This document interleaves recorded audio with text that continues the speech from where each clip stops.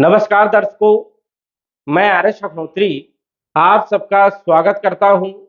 दर्शकों, आज हम बात करेंगे कर्क राशि वालों के बारे में। कर्क राशि वाले बड़ी आशा में थे कि वर्ष 2023 प्रारंभ होगा, हमारे जीवन में कुछ न कुछ बदलाव देखने को जरूर मिलेगा। हमारे दुख दूर होंगे, परेशानियां दूर होंगी, कुछ न कुछ लाभ देखने को जरूर मिलेगा। लेकिन वर्ष 2023 प्रारंभ हुए लगभग 6 महीने बीत गए और अभी तक कर्क राशि वालों के जीवन में कोई विशेष परिवर्तन देखने को नहीं मिला। क्या कारण है? क्या आगे परिवर्तन देखने को मिलेगा या आगे का जो समय है ये भी ऐसा बीत जाएगा? जुलाई से दिसंबर तक का समय कैसा रहने वाला है? क्या परिवर्तन होने वाला है? क्या सावधानी रखना है? क्या उपाय करना है? संपूर्ण जानकारी इस वीडियो के माध्यम से हम जानने वाले हैं। तो आइए जानते हैं। उससे पहले यह जानिए कि यह फलादेश चंद्र राशि पर आधारित है। नाम राशि के आधार पर भी जान सकते हैं और लगन राशि के आधार पर भी जान सकते हैं। तो आइए जानते हैं। ये जो आप कुंडली देख रहे हैं, ये जुलाई महीने की कुंडली है, गोचर कुंडली है, कर्क राशि वालों के लिए, कर्क लग्न वालों के लिए। यदि हम बात करें जनवरी के महीने की, तो जनवरी के महीने में शनि का राशि परिवर्तन हुआ है। 17 जनवरी 2023 को शनि मकर राशि को छोड़ करके, सप्तम भाव को छोड़ करके अष्टम भाव में अपनी स्वयं की राशि कुंभ राशि में गोचर कर रहे हैं। और जब भी शनि राशि से अष्टम भाव में गोचर करते हैं तो शनि की ढैया लागू होती है। तो कर्क राशि पर शनि की ढैया का प्रभाव है। अब ये ढैया शुभ है या अशुभ है? तो वैसे देखा जाए तो शनि अपनी राशि में गोचर कर रहे हैं, कुंभ राशि में गोचर कर रहे हैं। और कुंभ राशि मूल त्रिकोण राशि है, शनि की प्रिय राशि है। इस कारण से कर्क राशि वालों को शनि ज्यादा अशुभ परिणाम नहीं देंगे। शनि अपने घर में गोचर कर रहे हैं और अपने घर को कौन खराब करता है? इसी कारण से ये जो ढैया है ये ज्यादा बुरी नहीं है, लेकिन रुकावटें जरूर देखने को मिलेंगी। अब देखा जाए तो 17 जनवरी से शनि की ढैया कर्क राशि पर चल रही है। कुछ अच्छे परिणाम भी मिलने चाहिए, क्योंकि शनि जिस भाव में बैठता है, जिस भाव का मालिक होता है, उस भाव के फलों में वृद्धि करता है। और शनि जहां पर देखता है, शनि की दृष्टि अशुभ मानी जाती है। तो जहां पर देखेगा वहां पर तो नुकसान करेगा, लेकिन जहां पर बैठेगा वहां पर तो शुभ परिणाम देना चाहिए।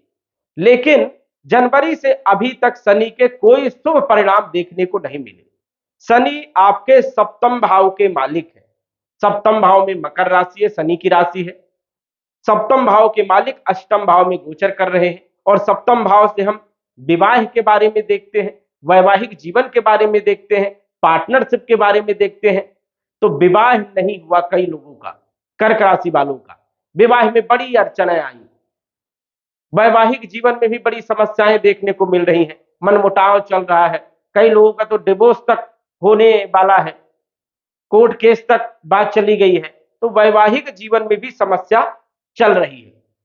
कहीं ना कहीं देखा जाए तो पार्टनरशिप में जो आप व्यापार कर रहे थे उसमें भी मनमुटाव की स्थिति बनी हुई है। व्यापार में उतार चढ़ाव बना हुआ है, व्यापार भी सही ढंग से नहीं चल पा रहा है। शनि अष्टम भाव के मालिक है, अष्टम भाव में भी गोचर कर रहे हैं, तो बड़ी बड़ी परेशानियां दे रहे हैं।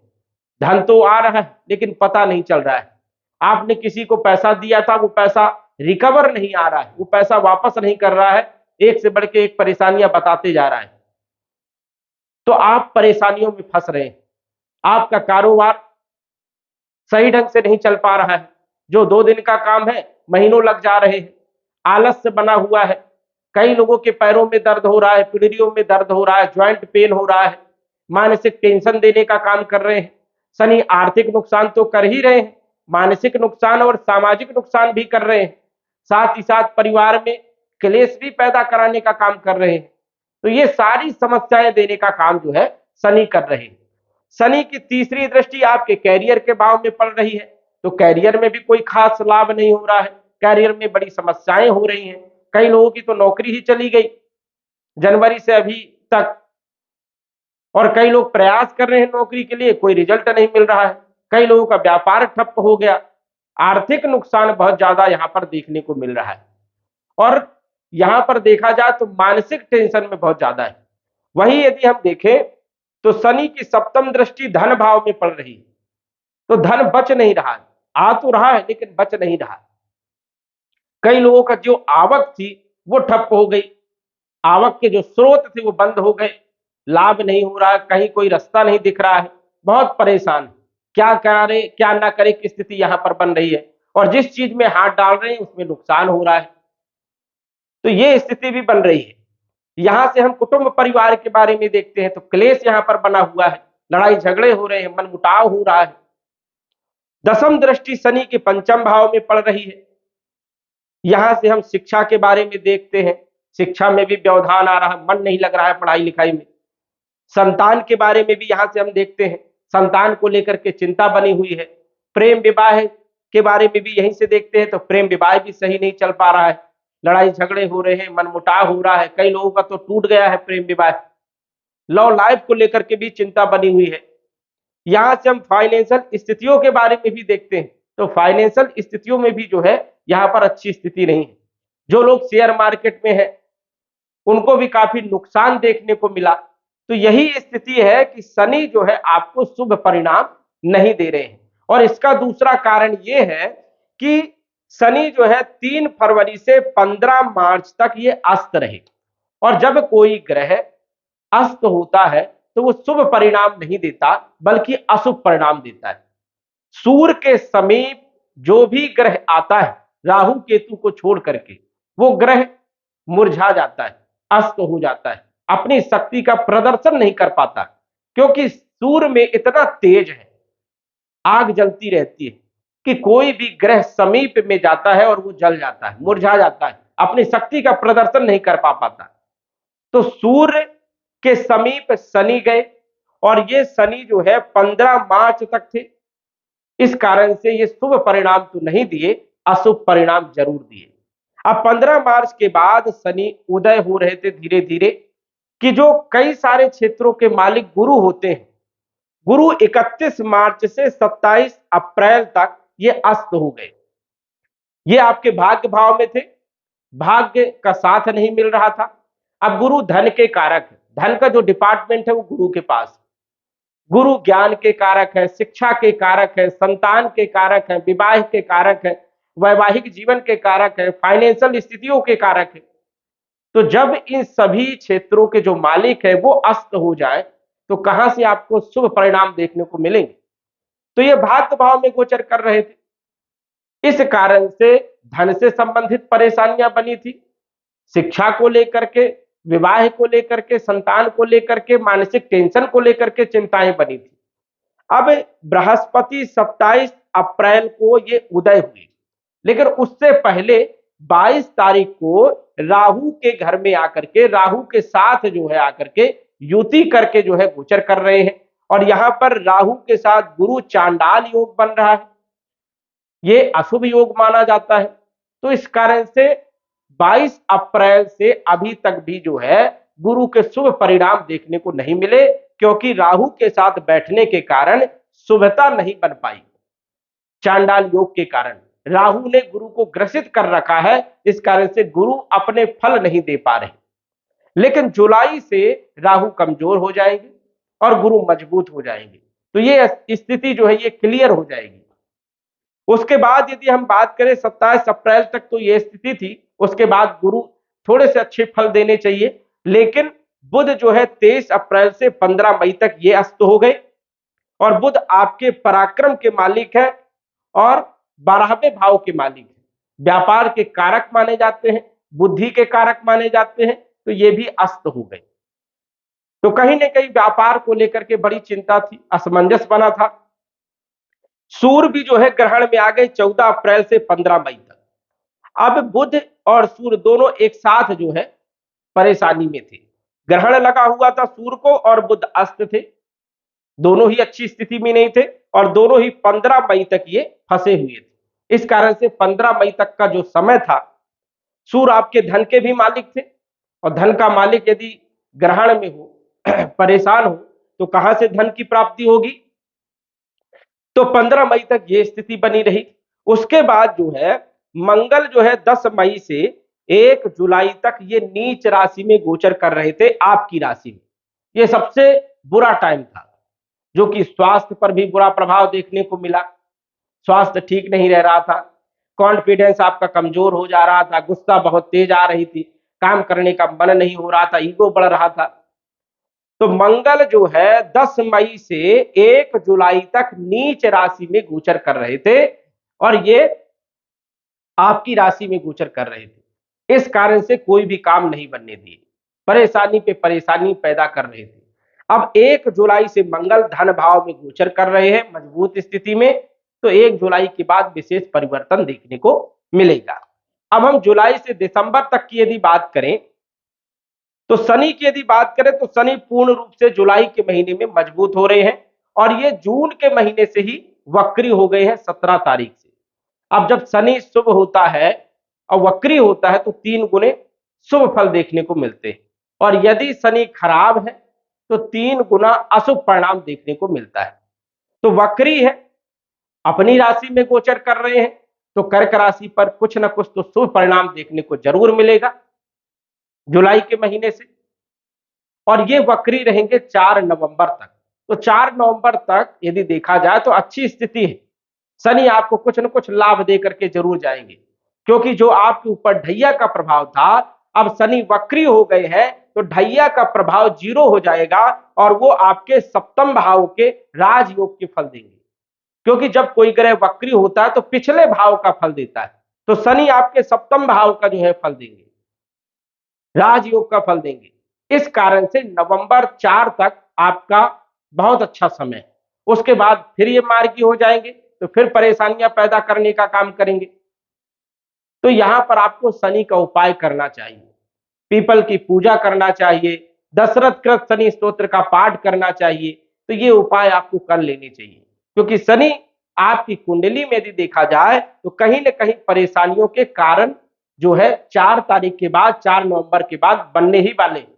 इसलिए उपाय यदि आप करोगे तो शनि ज्यादा नुकसान नहीं करेंगे, और वैसे भी आपके लिए शनि ज्यादा नुकसानदायक नहीं है, ज्यादा खराब स्थिति नहीं होगी, लेकिन फिर भी विघ्न जरूर आएंगे, परेशानियां जरूर आएंगी, रुक रुक करके आपके काम बनेंगे। तो उपाय जरूर कर लें। तो शनि जो है जून के महीने से ही ये वक्री हो जाएंगे, तो आपको नवंबर तक अच्छे फल देने का काम करेंगे।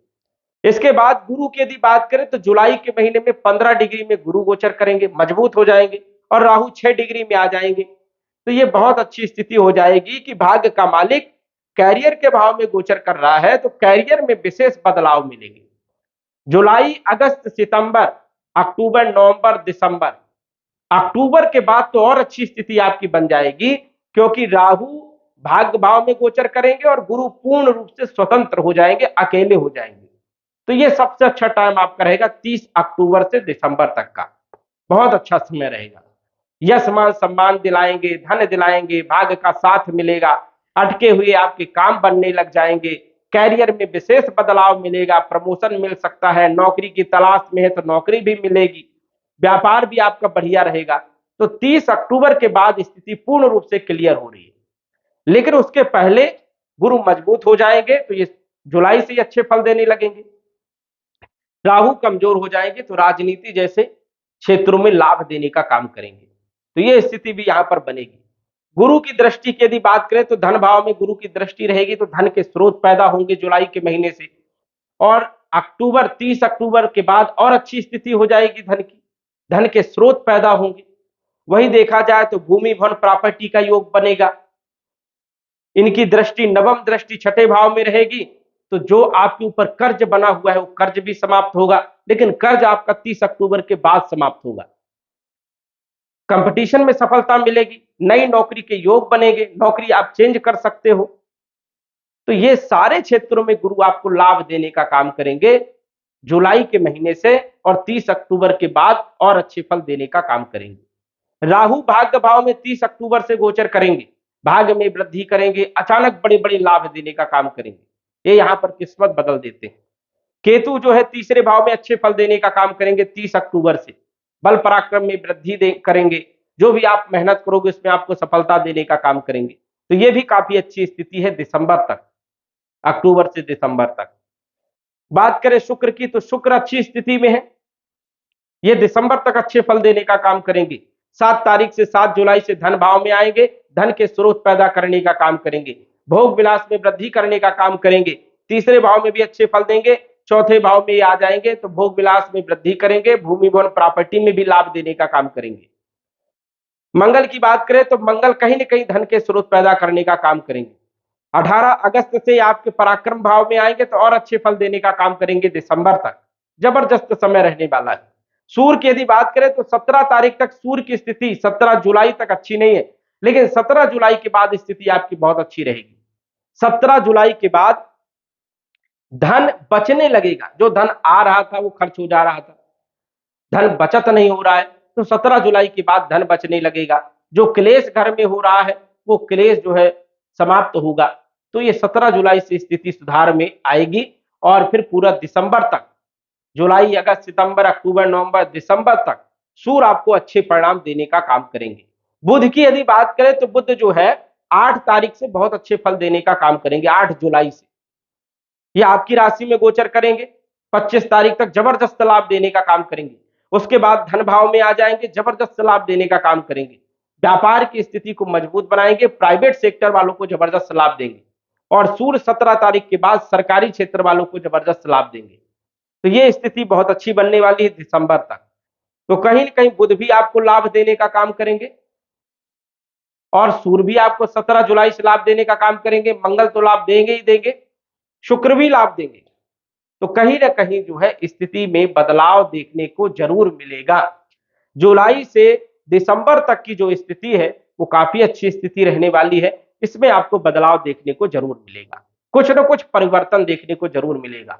और यदि परिवर्तन नहीं होता है तो फिर आपकी कुंडली में ग्रह दशा ठीक नहीं है, आपकी या तो शनि की महादशा अंतरदशा चल रही है या राहु खराब है और राहु की महादशा अंतरदशा चल रही है। इस कारण से कोई विशेष प्रभाव देखने को नहीं मिला, या तो फिर आपकी कुंडली में कोई मारक ग्रह की दशा अंतरदशा चल रही है, इसलिए आपके जीवन में बदलाव देखने को नहीं मिला। तो अपनी कुंडली का विश्लेषण करवा सकते हो और जान सकते हो, साथ ही साथ उपाय भी आप करेंगे तो उसमें आपको बेहतर रिजल्ट देखने को मिल सकते हैं। तो दर्शकों, आज बस इतना ही। धन्यवाद। यदि आप अपनी कुंडली का विश्लेषण घर बैठे करवाना चाहते हैं तो दिए गए व्हाट्सएप नंबर से संपर्क करें। साधारण फीस जमा करके आप अपनी कुंडली का विश्लेषण फोन के माध्यम से घर बैठे ही करवा सकते हैं और जान सकते हैं अपने भूत, भविष्य और वर्तमान के बारे में। धन्यवाद। WhatsApp number 94798939